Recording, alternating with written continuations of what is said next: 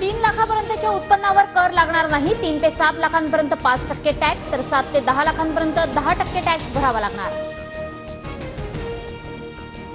10 ते 12 लाखांपर्यंतच्या उत्पन्नावर 15% टॅक्स तर 12 ते 15 लाखांवर 20% टॅक्स तर 15 लाखांच्या वर उत्पन्न असल्यास 30% कर द्यावा लागणार।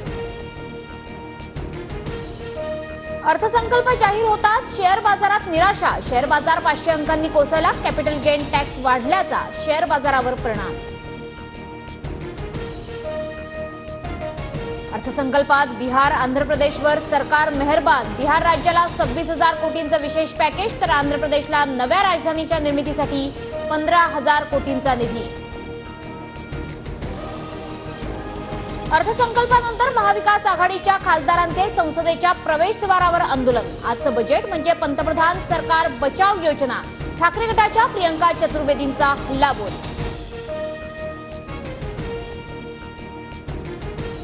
एनडीए सरकारचा पहिलाच अर्थसंकल्प महाराष्ट्र आणि देशवासियांची मनं जिंकणारा। अर्थमंत्री अजित पवार यांची प्रतिक्रिया। सर्वात जास्त टॅक्स देणाऱ्या महाराष्ट्राच्या तोंडाला पानं पुसली। सत्ताधारी पक्षाच्या खासदारांनी राजीनामा द्यावा। वर्षा गायकवाडांचा घणाघात।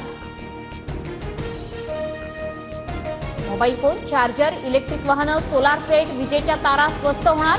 मोबाईल फोन आणि चार्जरवरील सीमा शुल्क 15% घटवलं। सोनं, चांदी, प्लॅटिनमचे दागिने स्वस्त तसंच लिथियम बॅटरी, चामड्यापासून बनवलेल्या वस्तू देखील स्वस्त होणार। कॅन्सरच्या 3 औषधांवरील कस्टम ड्युटी पूर्णपणे हटवली। केंद्र सरकारकडून कॅन्सरग्रस्तांना दिलासा तर एक्स-रे मशीनही स्वस्त। प्रधानमंत्री गरीब कल्याण अन्न योजनेला 5 वर्षांची मुदतवाढ। 80 कोटी लोकांना मोफत धान्य मिळणार। बजेटमधून मोठी घोषणा। शहरातील 1 कोटी गरिबांसाठी केंद्र सरकार घरं बांधणार। शहरी आवास योजनेसाठी 10 लाख कोटींची तरतूद। सरकार 500 टॉप कंपन्यांमध्ये 1 कोटी तरुणांना इंटर्नशिप देणार। इंटर्नशिप करणाऱ्या तरुणांना महिन्याला 5,000 रुपये मिळणार। अर्थमंत्री निर्मला सीतारामन यांची घोषणा। रोजगार आणि कौशल्य प्रशिक्षणासाठी सरकार 2 लाख कोटी खर्च करणार। 5 वर्षात 4 कोटी 10 लाख युवकांना रोजगार मिळणार। अर्थमंत्री निर्मला सीतारामन यांचा विश्वास। शैक्षणिक कर्जाच्या व्याजावर 3% सूट मिळणार। अर्थमंत्री निर्मला सीतारामन यांच्याकडून मोठी घोषणा। 2024 मध्ये राज्यात भाजपचा मुख्यमंत्री करण्याचे अमित शहांचे सूतोवाच। जास्त जागा निवडून आणून भाजपचा मुख्यमंत्री करण्याच्या अमित शहांच्या सूचना। सूत्रांची माहिती। महायुतीत 7 जण मुख्यमंत्री पदासाठी इच्छुक आहेत। देवेंद्र फडणवीस अमित शहांच्या मनातील मुख्यमंत्री नाहीत। खासदार संजय राऊतांचा दावा।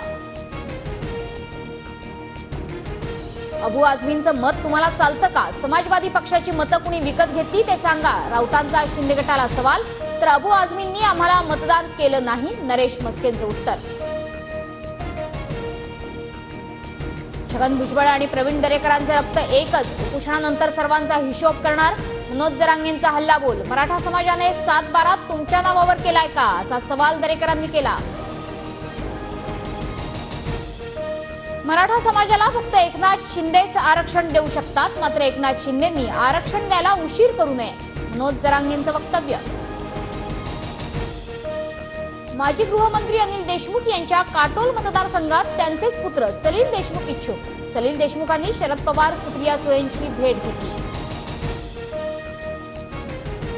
रत्नागिरी आणि सातारा जिल्ह्याला रेड अलर्ट जारी तर रायगड, पुणे, सिंधुदुर्ग, कोल्हापूर जिल्ह्याला ऑरेंज अलर्ट।